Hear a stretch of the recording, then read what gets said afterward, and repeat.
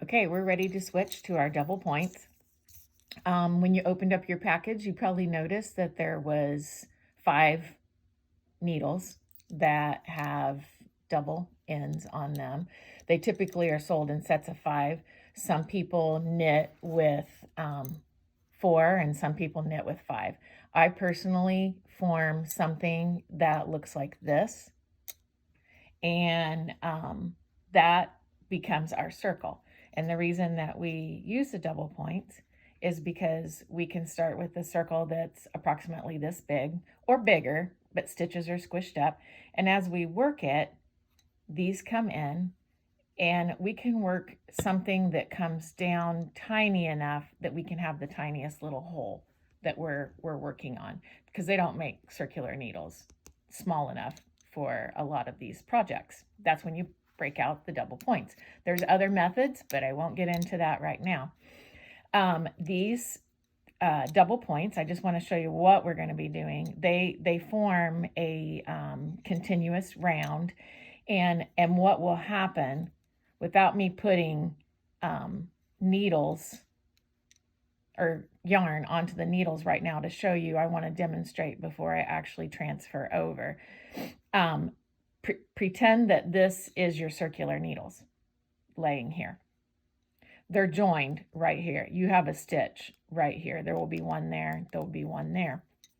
And what you're going to do is you're going to go into the first stitch here, and you're going to work it, and you're going to work these stitches until, let me get this situated, until this one replaces this needle. So then you have a new needle, and you start again where your yarn is trailing from will be your signal as to where you're starting, and you'll head across that one. And so what happens is one of these needles is continually getting replaced with another needle that takes its place.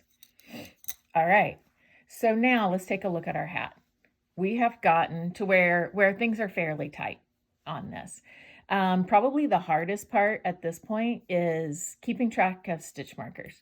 So rather than like worrying about how many stitches are on a double point, I worry about how many sections are on a double point. So what I'm going to do is I'm going to transfer. I'm at the beginning of my round. This is a plain knit round. It's the best time to transfer over to these needles. There are 2 ways to do this. One would be to simply go through and pick these off and then take off knitting. And as a beginner, that might be the easiest thing to do. So I'm going to pull my beginning of the round stitch marker off. I'm going to lay it to the side. Now, this is a good place where that little clip that I sent you that you could hook onto a stitch so that you knew it was significant, I'd hook it onto here. And that will signal me when I see this that was the beginning of my round right there. Because their stitch markers are not going to stay on an open needle that where things are not trapped. Okay, so I'm going to act like I'm purling, and I'm just going to flick these stitches off onto this needle, including the stitch markers.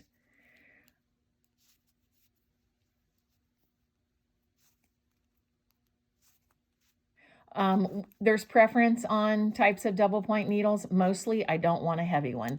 When you get up into higher sizes, they get a little heavy, and you're not on them enough to really worry that you have like the finest wood or the pointiest tip. It'll be okay. All right, so we're doing another section, slipping this one over here. Okay, slip the marker. Now, looks to me like I've got 3 sections on this needle. What I'm going to do is I'm going to go ahead and I'm going to slip this section on there too. And then this marker will be hanging off. But our increases start at the beginning of these sections, so it's important to not divide the sections between 2 needles. Put a complete section on a set of needles, if possible. All right, so I'm going to flick these over. All right, drop this one off. I do squish them up These are grabby needles, like they have some stick to them. That's another reason that I like the wood ones at this point, because when you turn things sideways, they don't really move. Now, grabbing another double point, and I'm going to, the stitches on this needle, I'm just going to come right over here, and I'm going to continue to shift these stitches.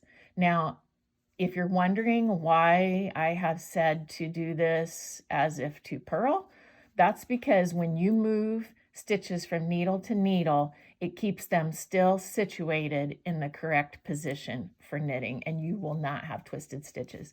If I were to go through and flick these off as to knit, I'd have twisted stitches. Twisted stitches will show in your work because they don't have stretch. So they will be tight.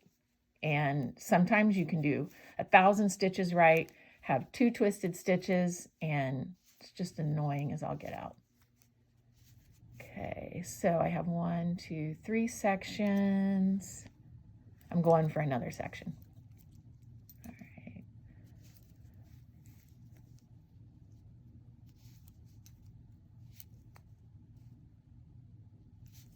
Okay. Now, this needle's full. So see where we're going with this? Remember the triangle? It's coming back. All right, so let me grab another double point. Put this over to the side to hang out and wait. Now I'm going to,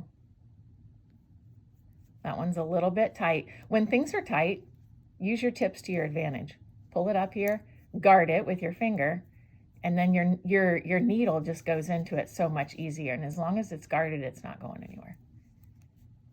All right, so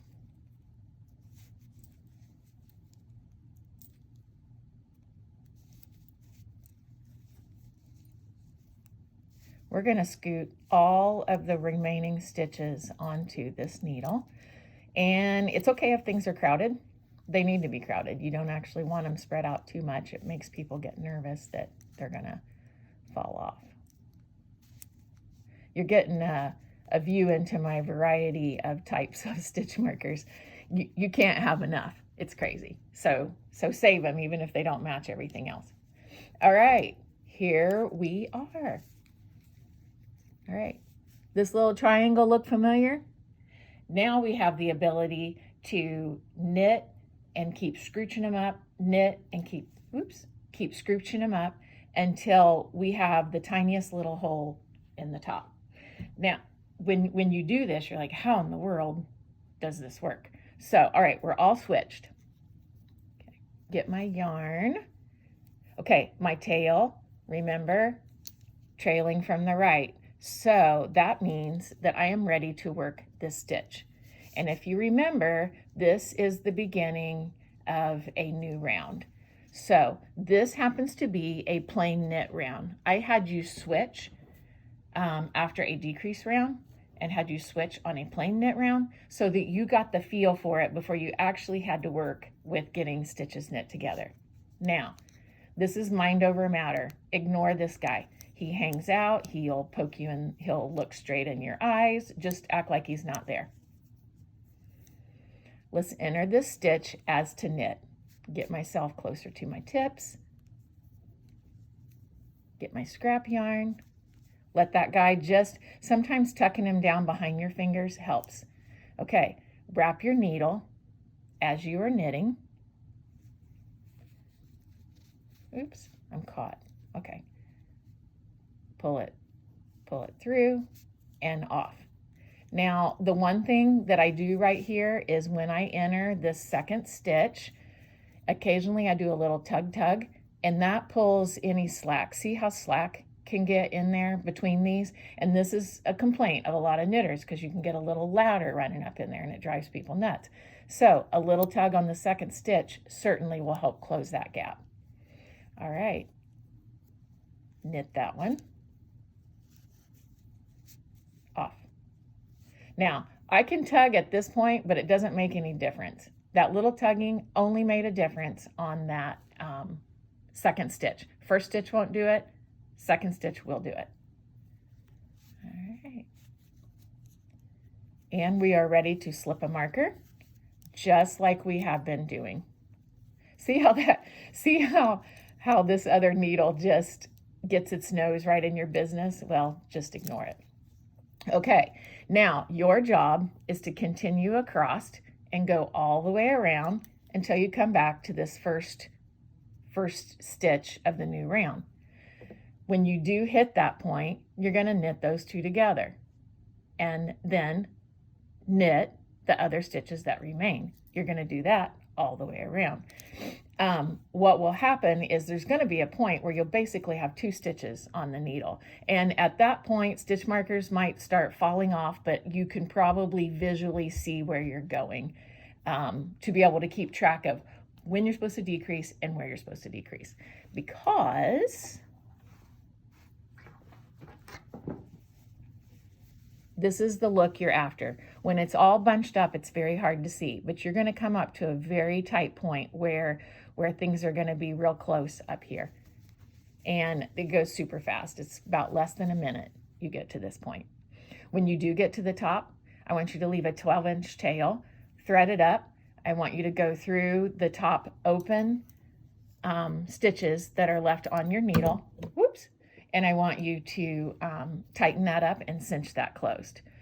You can wear your hat just like this, but if you want to add the pom-pom, we're going to use that 12-inch tail to go down through this hole. We're going to sew a button in the top, and your pom-pom will go down through that hole, hook over this button. Now, I do not have you weaving in the end in the top of this, because I just will have you tie it behind the button. Tie a little, actually you could even tie it in a bow. So if for some reason you wanted to remove that button, it would be easier and it would help you get that pom-pom or get that button back off again if you just don't like how that's doing. A note about the buttons, they give you a flat surface so that your pom-pom sits more flatly on the top of your head, because I've had pom-poms that have worked themselves loose and they're dangling by threads out here, and by doing that button, that seems to help give it a little more stability. Okay, get your double point needles out and get going.